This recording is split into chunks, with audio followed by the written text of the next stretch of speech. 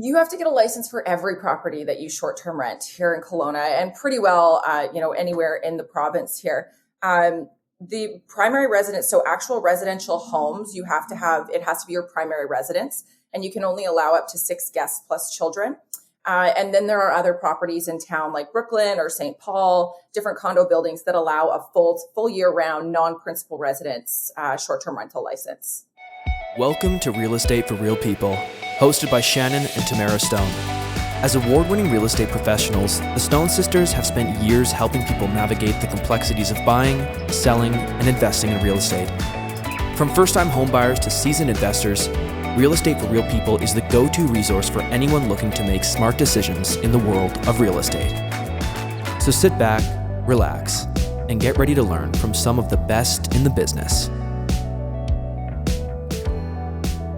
Hi, welcome back to another episode of Real Estate for Real People. Today's episode is going to be fascinating. If you are an investor, if you own currently an Airbnb, or if you're looking to buy an Airbnb and have a rental property, then this is a podcast you definitely want to tune into.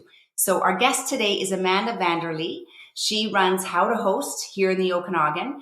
And your company really is how to host an Airbnb or a rental property. You sort of cover all the bases, I think. So maybe we can just dive right into it, and you can sort of tell us a little bit, Amanda, about what is How to Host. Maybe just a quick version of that would be awesome. Sure. So we've got a few different branches of How to Host. So we have How to Host, which is a property management company. We specialize in luxury and niche properties. We branch off into doing the interior design for our clients. So it's a very turnkey, hands-free experience for our investors. So we can come in, collect the keys after a sale, design the entire property. And then we also have an in-house clean team as well that comes in and does all of our staging and detailing and all of that. So very full circle. Oh my gosh. So you're busy. You're handling all of it. It's beyond busy. Yeah. Yeah, it's crazy. The summertime's crazy. It's dying down now. Oh, that's good. So you can get a little bit of a breather time until, but you do stuff up at Big White too. So I'm sure you're starting to get busy with that. We're just starting up at Big White. It's a market that I want to get into more. So we just kind of branched off into there, and it's a whole other ball game up there. But yes, we will be busy up there this year. Yeah, that's amazing. So maybe before we dive right into, some of the tips and tricks and everything else in between for renting out a property, how did you get into this? I think you'd said about 3.5, 4 years you've been running How to Host. Yeah, it was actually a total fluke. So I was an insurance broker. I'm actually sitting in my original property that started this business, the Royal Boheme right now. But I was an insurance broker for about 11 years. I was turning 30 and I was like, I've got to change this up. I've been doing this since I was a teenager. So I got my mortgage broker's license. And in getting my mortgage broker's license, I moved into the basement suite of my house, rented out the top 2 floors of this house on Airbnb. So that's how the whole thing started. Airbnb actually interviewed me about this property. And it was really when Airbnb started to become a thing. It was a really unknown territory. And they made this home, the Royal Boheme, the first Airbnb Plus listing in Kelowna, which was pretty cool. So I had designed it and furnished it and I loved it. And then I thought to myself, mortgages was not taking off for me, unfortunately, but maybe for good reason. And I thought, wouldn't it be cool if I had this business where I could design and manage Airbnbs? And I pulled the trigger, and here we are 60 something homes later and 3 companies later. It's just crazy. That's amazing. And you must have learned so much. There's so much in the industry, and it's changed a lot. Like all the rules and everything have changed as far as just rental properties and Airbnbs.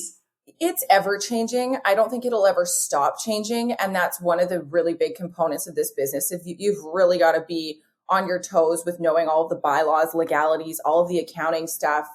There's a lot to it. It's very complicated, actually, and there's a lot of liability in it. So yes, I've learned a lot. If I could have known half of what I know now in building my business, I would have saved myself a lot of time and a lot of money.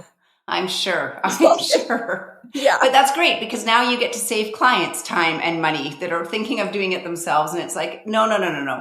Get Amanda to help you and fine. So looking at that, you will help somebody with the licensing. So a single family home, from my understanding, it's not just that you can easily Airbnb it. You need to get a license. Is that correct? You have to get a license for every property that you short-term rent here in Kelowna and pretty well, anywhere in the province here.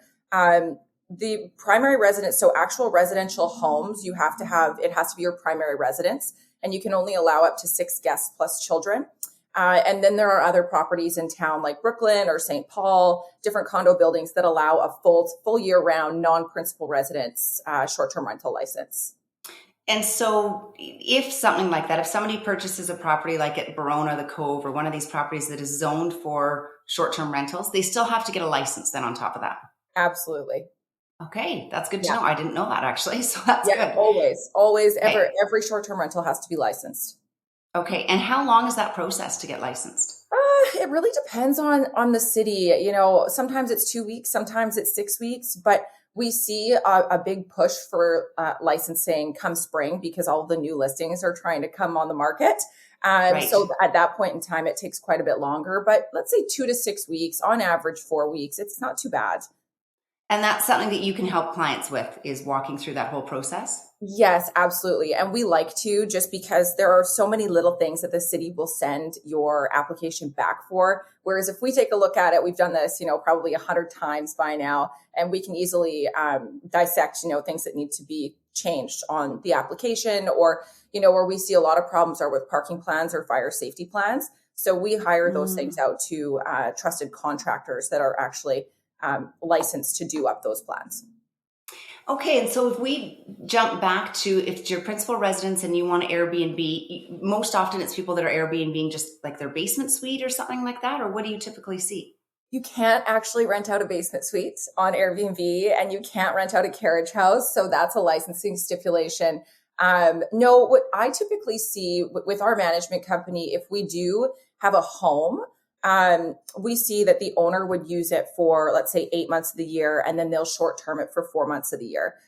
So with the bylaws, you can only legally rent the property on Airbnb or at short term, not necessarily just on Airbnb, but for 4 months of the year. And then the occupant has to primarily reside there for the other 8. It doesn't have to be consecutive. So, they can come for a month in summer and a month in winter and this and that, but it does have to work out to that value. Okay. So lots of people, that makes sense then. So during the summer months when occupancy in Kelowna is practically full almost, you'd see some people then that have their properties that they decide, okay, we're going to go traveling in the summer and we're going to rent our house out Airbnb. Exactly. Yes. Okay, got you. Yeah. Makes sense. And I'm just going to ask, just while we're here talking about this, rent amounts. Like, have you seen or heard of, what's the craziest amount that you've seen a house be rented for? Well, it's probably it is one of our properties. We've got one lakefront come summertime that's $5,000 a night, plus taxes and fees. We've got another that's between about $3,500 and $4,000 plus taxes and fees. Now, depending on the day of the week, of course, that's weekends. That would be the craziest I'd say that we have, but are they full all summer? Yes. Yeah, absolutely. Crazy. So It's funny because we hear rumors of some of these rents, and some people talk about this and go, well, you know what, so-and-so is getting, and of course it gets exaggerated, as the story goes, but that's pretty amazing. So $5,000 a night in the summer, and it's full almost. And it's full. We are talking that particular property is an $8 million waterfront home. Mm-hmm. The other one's a $5 million beautiful home on Summerhill Pyramid Winery, the vineyard there. But, I guess if you really account to having 6 adults plus children, 3 families, and you divide it and you've got your kitchen and you don't have to leave and you've got your dog, it becomes a little more affordable than people think. It still is obviously very much on the upper end of what people can spend on a property for vacation. But when you can divide, because you can have multi-families in the property, it makes it a little easier to handle. Well, and really, if you look at it, when you look in Hawaii or some of these vacation properties and you go to try to rent a villa, I've never rented a villa, but in case we ever wanted to rent a villa, that's the cost that it would be. And you're right, same thing. You can host, 3 families or what have you, and you break that price down. So 5,000 maybe isn't that bad, and it's Canadian dollars, so that's not too bad. It is Canadian dollars, so our U.S. clients love that, right? They're getting 30% savings right off the hop. Yeah, for sure, I'm sure. So what do you see as the bulk of your inventory that you have? What is the most desirable, I guess, for Airbnbs or for short-term rentals? Doesn't have to just be Airbnb. I would say the houses with pools. Obviously the ultra luxury homes are very desirable, but we also have more mid-grade luxury homes that are a little more affordable for people, attainable, I should say. And those are very, very popular. Pool, hot tub. A lot of them have a sauna. Um, those are definitely our most popular listings, and I would say the properties that make the most money. Where we're struggling in the market right now is the condo market. It's an interesting one because we've got far too many of them. And so a little tangent here, but what we're seeing is that we have a lot of condos with no amenities, and those condos, because there's so many of them with no pools, hot tubs, and whatnot, they're struggling. Makes sense. Yeah. So if somebody is looking to buy an investment property and they want to rent it, through the summer months or what have you, and I mean, I guess it really is going to be depending on budget, but would you suggest then a condo with amenities? Like if you had to go the condo route, would you suggest, okay, pay a little bit more so it has pool, hot tub? And then would you really strongly say, actually, if you can just save up or join in with somebody else and do a house? I would say, I mean, either or. I'm really pro house at this point from what I'm seeing and what my clients are bringing home with the homes. But you've got a $2.5 to $4 million investment there versus being able to get a condo downtown on Sunset that you can refurbish or renovate for $650,000, right? So it really depends, I guess, on what the client's using it for as well. A lot of our homes, like these are our clients' homes as well. So it's not just an investment property for them, where the condos would be just an investment property, right? Yeah. So I think that has a lot of play in it as well. For me, I love the houses with the pools, but if you're going with a condo, I would definitely recommend going a condo with amenities, particularly because of what we have coming up next year with Aqua Caban and all of these other residences that are going to have crazy amenities. And there's going to be a lot of competition out there. And with that in mind, because there will be so much competition, do you see still our vacancy being as low as it has been? I mean, we've pretty much been full in the Okanagan, I think, for the last few years. Do you see that we'll have, do we have enough demand for the supply that's going to be hitting the market, in your opinion? I don't think so. No, I don't think so. And so I really do feel that with all of these new properties coming online, I think there's probably over 400 new Airbnb allowed luxury condos that are going to be hitting the market. I think that what will happen is a lot of the weaker listings will kind of get weeded out, older properties that aren't renovated, because there's only much money that people will pay to stay in a condo with these amenities, right? And there's only so many people that are going to come here in the year, unless we have a turn in the economy and we see tourism really jump. Yes, I do think that there's going to be some hard times for our condos. I think the condos are already going through a hard time. So adding 400 units to the portfolio is definitely going to be an interesting turn in the game for sure. I agree. I definitely agree with you.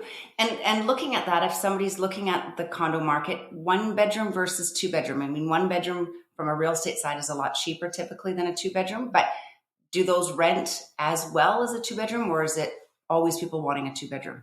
I'd go 2 bedroom all the way, especially for families, because you can get 6 people in there with a sofa bed, 2 king size beds, sofa beds. You can have 2 families with kids. I would always recommend the 2 bedrooms. And if you can get a lake view, definitely try and do that as well, because, the Brooklyn building, we've got a ton of beautiful lakefront properties in that building. And it really does come down to every last detail now with getting your properties reserved. Yeah, great. I totally agree. So what about the off season? I mean, the summer months Kelowna is full. It's such a vacation destination, and we do have skiing here in the winter, but I know that it certainly changes. I mean, our traffic dies down dramatically in the winter months, and that's because we just don't have the tourists here. So renting wise in the winter months, do you rent a fair amount still? Do people tend to go with monthly rentals, or what's advice do you give your clients? Yeah, so it always comes down to the financial pressure on the client's end. Are you going to be using the property throughout the winter yourself? If it doesn't necessarily cash flow positive for you in the month of February, is that going to really affect you? Or are you okay with that and you're okay with just kind of leveraging the higher income in the summer, lower income in the winter, and you can make that work? financial pressure is a big thing in this business because, I mean, everybody has their own situation, right? So to those that really need that guarantee of that entire mortgage payment being covered, I always push them to go long term in the off season because there just really is no guarantee. I started my business during the pandemic, and basically all I've seen is pandemic, fire, floods. It's been crazy. There's been no consistency, and the amount of reservations that we lose is on an annual basis is just it's wild. So owners need to be prepared for that. It's a very volatile business. There's no guarantee, and in particular in the wintertime, you don't have those high nightly rates where if you lose a week or two from something happening, you will probably be paying out of pocket for your mortgage. So yeah, situation based, depending on whether you're going to use it yourself or you just don't, some clients just don't want to rent long-term because of the risk and they keep it short-term, and we do the best that we can with our corporate partners, and obviously our presence online. But, for me, if someone really needs that security, I would always encourage them to go long-term if possible.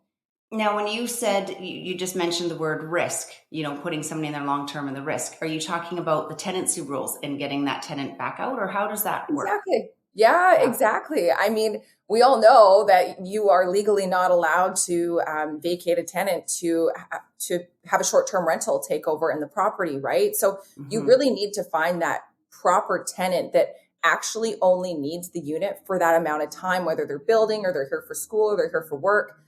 Whatever the reason might be, you need to make sure that that is the situation at hand, or you could run yourself into a really bad situation where the tenant can stay because they have the rights to stay and you lose your summer high season.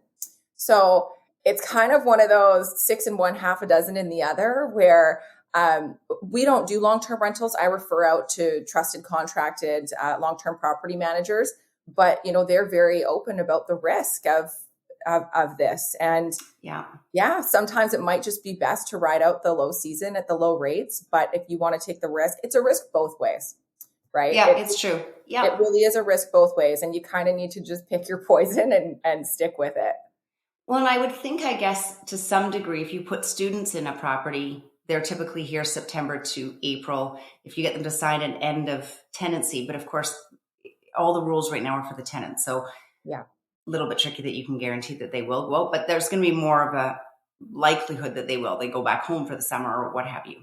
A better chance. Exactly. Better chance. Yeah. That's a better chance. Cross your fingers. I know. You just, that's hard. It is hard. And it's hard when you see, when there's not a lot of money being made in the off season and that you kind of have to pick and choose. And what we saw last year, we didn't have a very strong summer. This year in August, we lost half of our high season plus our September long to the fires, which was so unfortunate on so many levels, but it's a huge impact on the business, right? So there's a lot to think about. And what happens in that case? So, August 16th, I think is when it was when the fire broke out, or August 17th, then they put in place, no travel to Kelowna. Everybody who's not from here, you guys leave. How does that work from that rental? Are they just, because it's, out of everybody's control, do they get their money back, or how does that work? For us, yes, absolutely. And that's what I would encourage all of my owners to be okay with. I don't really feel like we have a choice in the matter, especially with how bad that was.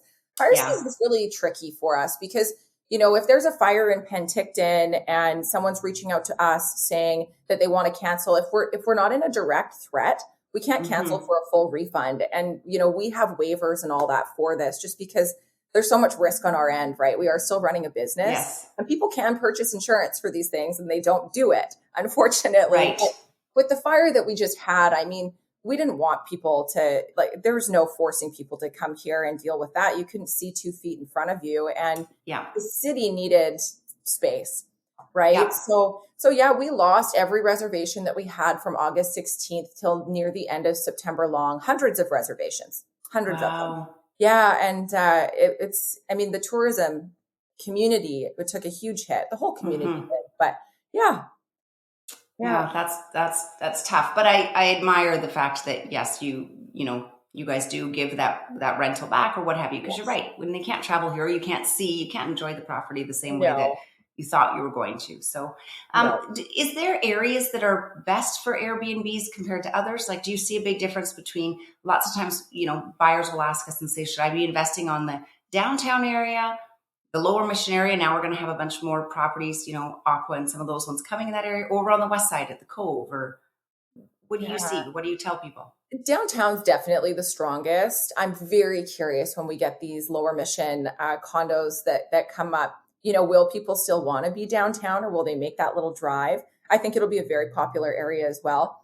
On the west side, Verona Beach, we have a few units at Verona Beach over there, and they book out very well and far in advance because they've been around for so long that there's repeat customers, right? So I would say any of those key areas close to the water, close to amenities. And then for houses, we find the lower Mission for us is where we have the lower and upper Mission is where we have the majority of our luxury homes.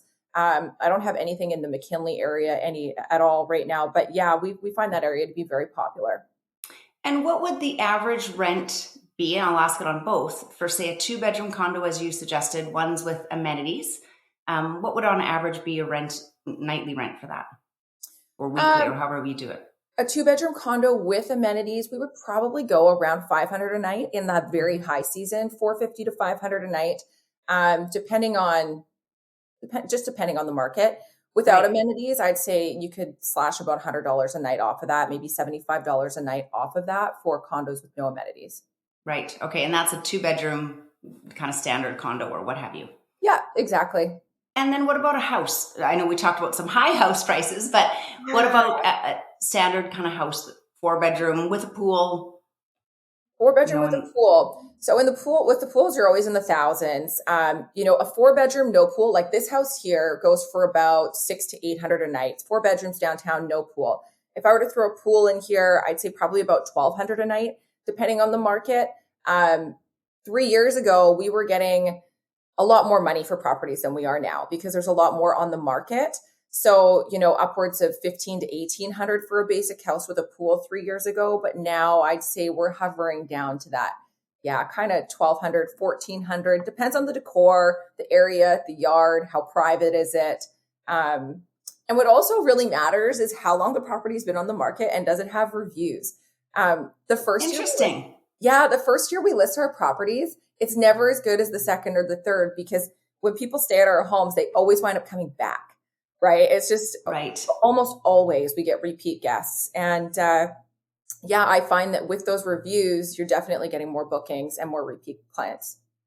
And then how do you screen people? Like, have you had, lots of people worry about having Airbnb or renting it short term, not just Airbnb, but renting it short term, and people are going to wreck their house if it's their primary residence or something. Do you run into that much? Or? Oh my gosh, we've had a few instances, nothing that we haven't been able to fix. I've never had a single time where we've walked into a property, and we've walked into some things, of course, but we've never been able to have it completely fixed and ready and squeaky clean for our next guest. Now we have like a powerhouse team behind us and a handyman on call.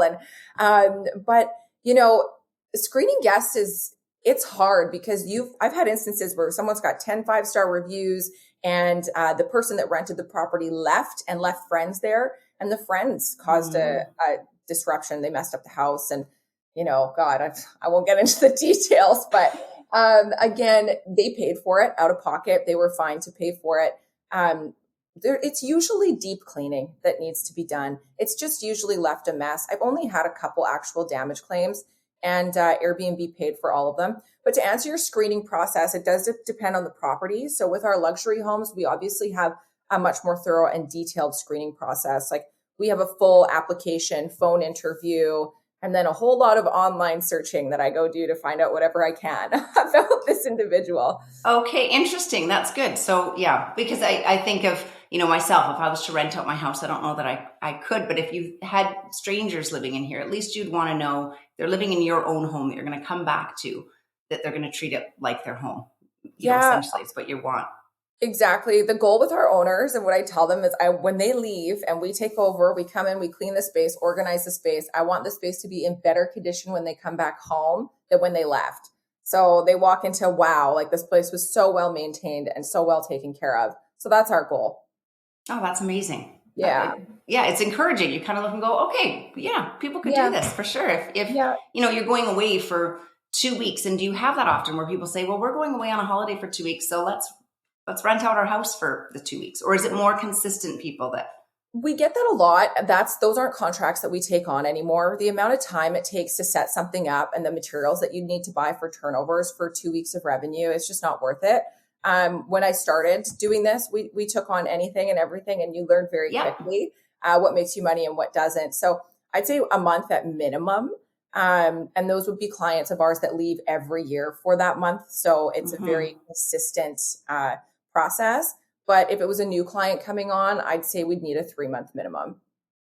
And then, and that makes sense. And then you said materials that you buy. So what materials do you provide for somebody that's going to be renting out their property or house? Yeah. So, well, I mean, we have a list and we go out, we buy everything, we stage it, furnish it, or all of the essential items that are in the kitchen, coffee, tea, consumables.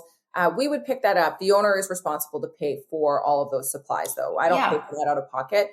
But the house needs to be fully furnished, fully stocked.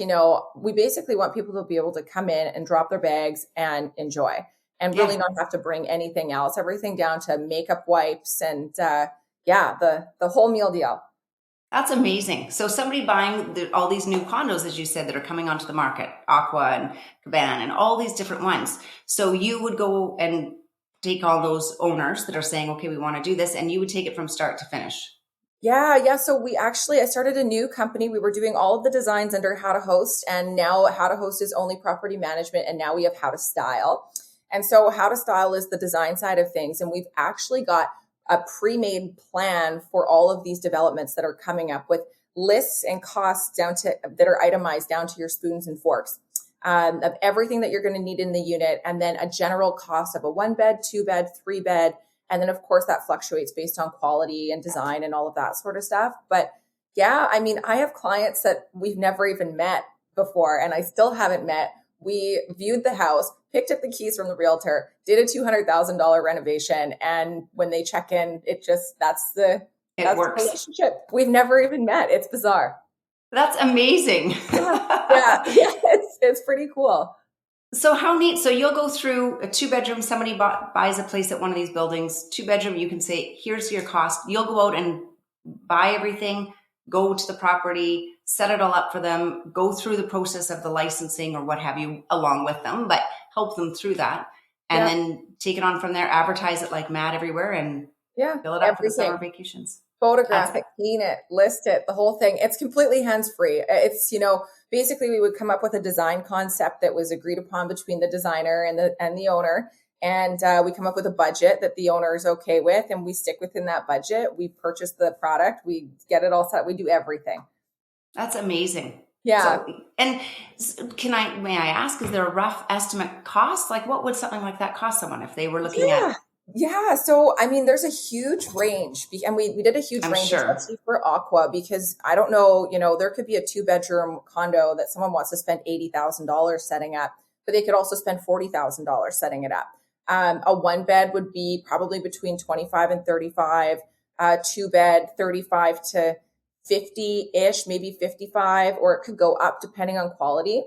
It sounds like a lot of money, but what people forget about is everything that's going into the house. So it's not just the furniture, right? Mm-hmm. It's your 3 turnovers worth of linens. It's your mattresses, pillows, pillowcases, covers, the whole thing, all your plates, knives, forks, like the creme de la creme of everything that you need. Plus also the cost of the people to set it up and the people to design it. So yeah, when you break it all down, and we do have a package, I can send it to you, where we break down the cost of everything. It's a little bit more understandable, and you can absorb it a bit better, because the sticker shock on it is usually a bit much. It makes sense though, when you look at even just how much furniture is these days, when you look at a bed, a couch, or what have you. So I think for somebody buying some of these properties, and I think as well, lots of people are from out of town. So the fact that somebody can come in and do it all for them, makes a lot of sense. And you also are in it, so you know what people are looking for. And I guess that draws me to my next question. What are some of the things that people look for when they're renting an Airbnb? Like from a design perspective, more looking at your How to Style, what are some of the things that you say, okay, these are absolute musts that you have? Well, we want the space to be unique. And what I always say is that we're trying to make it something that they don't have at home. And it's not necessarily a place that they would want to live for forever. You walk into it and it's an experience. Like, we've got some pretty themed designs that we've done. They're pretty cool and niche, and they rent very well because it's like, wow, that place looks neat. We should try that for a night. I think also when people walk into the unit, obviously they're looking for cleanliness and organization, but well stocked, like good coffee, good creamer, nice linens, towels that are fresh and not stained, books and candles and games and things where that you can really, you understand your guests' needs, right? And what they're going to want on their vacation. Well, and I guess then that too, when you have it set up perfectly like that, then that's how you get those clients to come back again and that's what you want is those repeat clients, because then it just runs so much easier, I'm sure. Exactly. Yeah. We get that comment a lot, that people check into our units and they're like, wow, we're strict. Like we've got systems in place for things, right?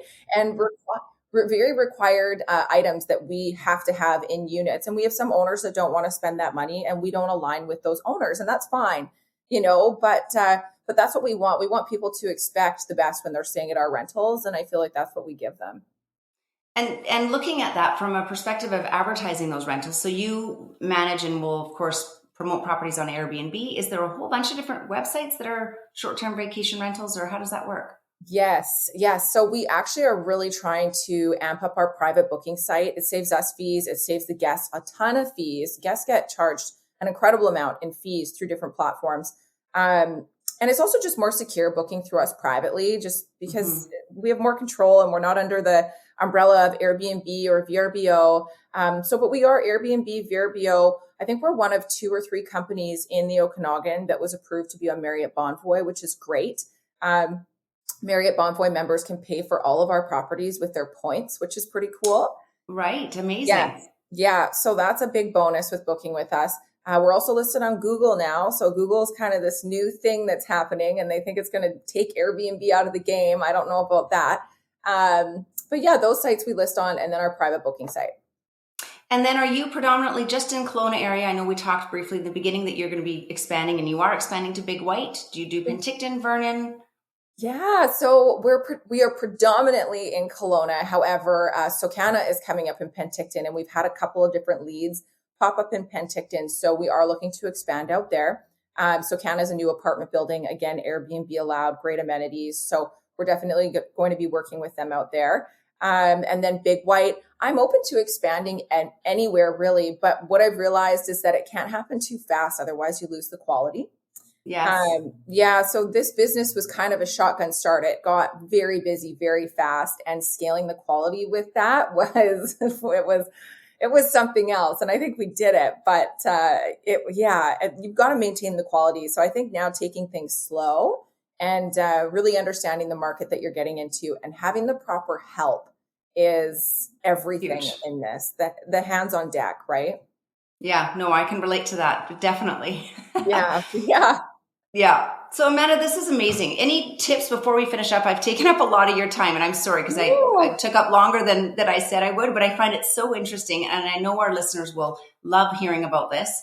And I think it's so good to know about a company that will take this all for you from start to finish and make sure that, people are screened properly, but also too, that you are having the right furniture there, that you're going to be, attracting the right guests that will make the whole thing much more seamless. So yeah. Any other things that I maybe missed that you'd like to share with our listeners? I think just obviously we're here to help. It's quite the business to get involved in. And if you don't do the right things at the right time, you could lose a lot of money very quickly. So I think consulting with companies such as mine is a very important part of the process. I am working also on developing a course right now. So I'm not sure when that's going to be coming out, but it will be geared towards property management companies as well as individual Airbnb owners, which I think will be really helpful. So I'm an open book. And if anybody ever needs a hand, they can just reach out to me and I will tell them all the crazy stories and all the crazy things and how I learned from them. Amanda, that is amazing. I love that you're an open book and so willing to help and so exciting on doing a course. That's amazing. What a great idea. So thank you again. I really appreciate it. I know you're so busy, so appreciate your time. And if people want to find you, how do they find you?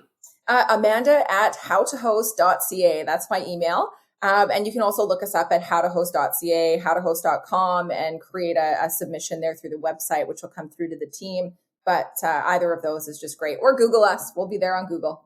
Awesome. Okay, sounds good. Well, thank you so much. And I really appreciate your time. Yes, thank you. Thanks for having me. Thanks for listening to this episode of Real Estate for Real People. If you want to reach out to the Stone Sisters, visit www.stonesisters.com. This podcast was produced by Podigy Podcasts. See you next time.